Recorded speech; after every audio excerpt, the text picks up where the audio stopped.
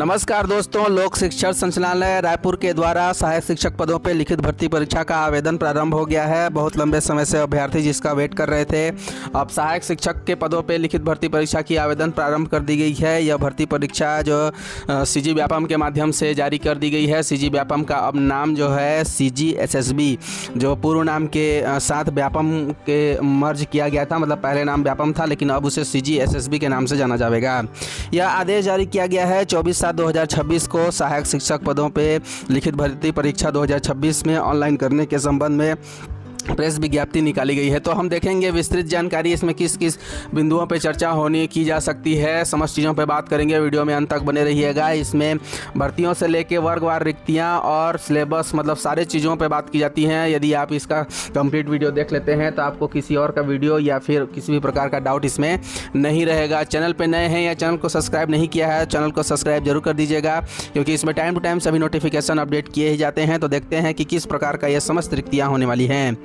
छत्तीसगढ़ शासन के द्वारा सहायक शिक्षक के रिक्त पदों पर लिखित भर्ती परीक्षा 2026 का ऑनलाइन के संबंध में प्रेस विज्ञप्ति जारी कर दिया गया है। यह विज्ञप्ति के संबंध में यदि आप संपूर्ण जानकारी लेना चाहते हैं या फिर विस्तृत नोटिफिकेशन लेना चाहते हैं तो आप CG व्यापम या फिर CGSSB के वेबसाइट पर जाके वहाँ पर डिटेलिंग कर सकते हैं।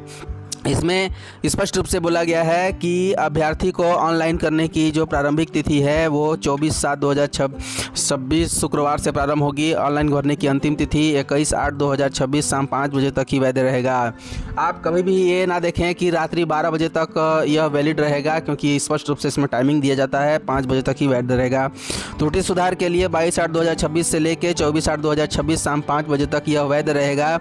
उसी प्रकार से परीक्षा की संभावित तिथि 11/10/2026 रविवार को हो सकती है। ऐसा संभावित है, कोई निश्चित नहीं रहता है। परीक्षा का समय 10 बजे से लेकर 12:15 तक वैध रहेगा। परीक्षा प्रवेश पत्र जारी करने की जो संभावित तिथि है वो 5/10/2026 को हो सकती है। परीक्षा केंद्र जो है 16 जिला मुख्यालयों में होने की संभावना है। 16 जिला मुख्यालयों में यह परीक्षा केंद्र निर्धारित की गई हैं।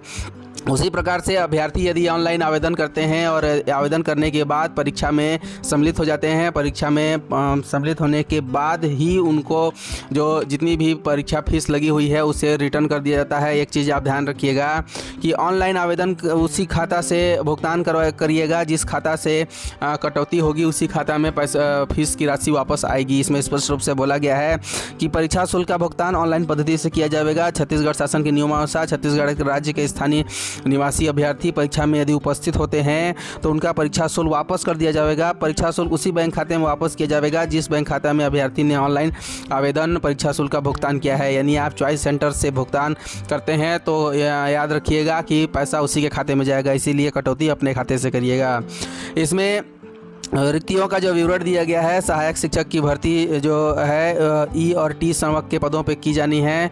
E और T जो है आपत्तित तृतीय श्रेणी का पद है जिसमें वेतन मैट्रिक्स लेवल 6 के पदों पे होनी है।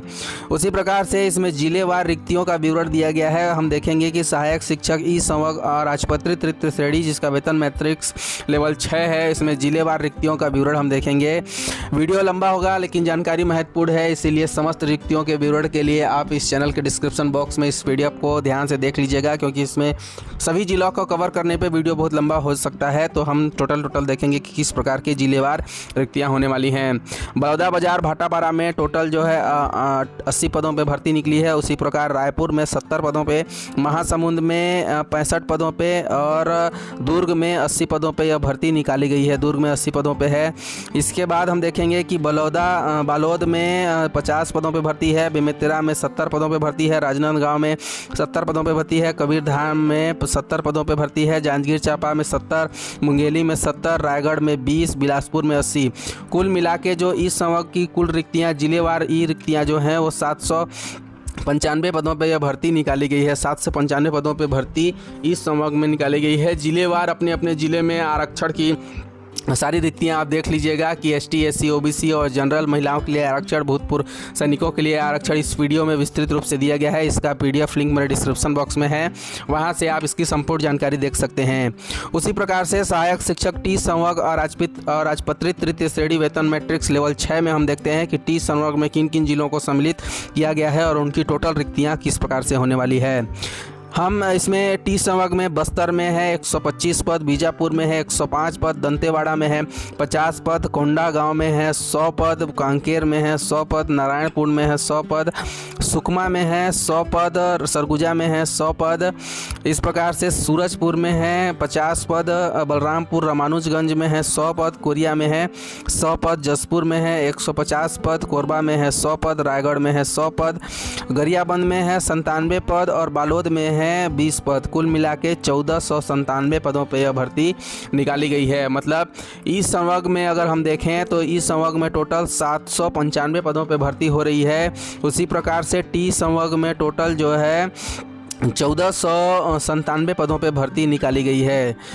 कुल रिक्तियों का ब्यौरा जो है इस पीडीएफ में दिया गया है, इसे आप विस्तृत रूप से देख सकते हैं। इसी प्रकार सीधी भर्ती के लिए पात्र जो आयु सीमा होगी वो 1 जनवरी 2026 की स्थिति में 21 वर्ष पूरी कर ली हो तथा 35 वर्ष से अधिक न हो, मतलब 21 वर्ष से कम न हो और 35 वर्ष से अधिक न हो।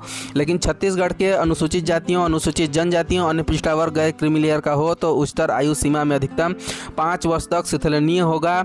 और छत्तीसगढ़ सिविल सेवा महिलाओं की नियुक्ति के लिए विशेष उपलब्ध नियम जो है 1997 के उपबंधों के अनुसार महिला अभ्यर्थियों के लिए उच्चतर आयु सीमा की अधिकतम 10 वर्षों तक शिथिलनीय होगा। मतलब छत्तीसगढ़ के जितने भी ST SC और OBC गैर क्रीमी लेयर हैं उनको 5 वर्ष अधिक मिलेगा और महिलाओं के लिए 10 वर्ष की अतिरिक्त छूट रहेगी। इसमें हम और भी देखेंगे कि और महत्वपूर्ण चीज़ें क्या होने वाली है। इसमें न्यूनतम शैक्षणिक अर्हताएँ हम देखते हैं कि न्यूनतम शैक्षणिक अर्हताएँ क्या क्या होने वाली है। न्यूनतम शैक्षणिक अर्हताओं के बाद अभ्यर्थी के पास सहायक शिक्षक पद पर सेवा के लिए निम्नानुसार न्यूनतम शैक्षणिक अर्हता होना चाहिए। इसमें क नंबर पर दिया है कम से कम 50% अंकों के साथ उच्चतर माध्यमिक अथवा इसके समकक्ष तथा प्रारंभिक शिक्षा सत्र, चाहे उसे किसी भी नाम से जाना जाता हो, 2 वर्षीय डिप्लोमा होनी चाहिए। मतलब इसमें या फिर उसके अलावा कम से कम 45% अंकों के साथ उच्चतर माध्यमिक अथवा उसके समकक्ष एवं प्रारंभिक शिक्षा सत्र, चाहे किसी भी नाम से जाना जाता हो, में 2 वर्षीय डिप्लोमा जो राष्ट्रीय अध्यापक शिक्षा परिषद NCTE मान्यता मापदंड क्रियाविधि विनियम 2002 के अनुसार प्राप्त किया गया हो। मतलब 12वीं पास होना चाहिए प्लस उसमें जो 2 वर्षीय डिप्लोमा है जिसे DLED कहा जाता है उसकी भी उपाधि होनी चाहिए या फिर अध्यापन शिक्षा सत्र होना चाहिए। इसमें और हम देखते हैं कि इसके अलावा और क्या हो सकता है, जैसे कम से कम मान्यता प्राप्त जो है शिक्षा सत्र से 50% अंकों के साथ उच्चतर माध्यमिक या उसके समकक्ष एवं प्रारंभिक शिक्षा सत्र BLED ये BEd नहीं है, ये BLED है। ध्यान देख लीजिएगा क्योंकि BEd ये नहीं है, BLED की उपाधि यानी 4 वर्ष आपने स्नातक किया है तो भी यह मान्य होगा। या फिर कम से कम 50% अंकों के साथ उच्चतर माध्यमिक अथवा उसके समकक्ष तथा प्रारंभिक शिक्षा सत्र, विशेष शिक्षा सत्र में 2 वर्षीय डिप्लोमा होनी चाहिए। साथ ही स्नातक तथा प्रारंभिक शिक्षा सत्र, चाहे उसे किसी भी नाम से जाना जाता हो, उसमें भी 2 वर्षीय डिप्लोमा होने चाहिए। स्नातक में शिक्षा सत्र है। राष्ट्रीय अध्यापक शिक्षा परिषद द्वारा इस प्रयोजन के लिए जारी किए गए मार्गदर्शी सिद्धांतों के अनुसार समुचित सरकार द्वारा आयोजित अध्यापक पात्रता परीक्षा TET में उत्तीर्ण होने चाहिए। इतना सारा तो बता दिया गया कि 12वीं के साथ आपको 2 वर्षीय डिप्लोमा, चाहे उसे किसी भी नाम से जाना जाता हो, होना अनिवार्य है और उसके साथ ही टेट पास होना अनिवार्य है। इसमें अभ्यर्थियों का एक बहुत बड़ा कन्फ्यूजन रहता है कि टेट यदि DLED से पहले हो तो मान्य होगा या नहीं होगा। छत्तीसगढ़ शासन के नियमानुसार यदि टेट DLED से पहले किया गया है तो वह मान्य नहीं किया जाएगा। DLED के बाद ही यदि टेट आपने उत्तीर्ण किया है उसी को मान्य किया जाता है। इसमें विशेष में देखते हैं कि उपरोक्त पदों की शैक्षणिक अर्हताएं राष्ट्रीय अध्यापक शिक्षा परिषद NCTET के द्वारा समय पर जारी अधिसूचनाओं और माननीय न्यायालय द्वारा पारित निर्णयों के अनुक्रम में मान्य की जाएगी।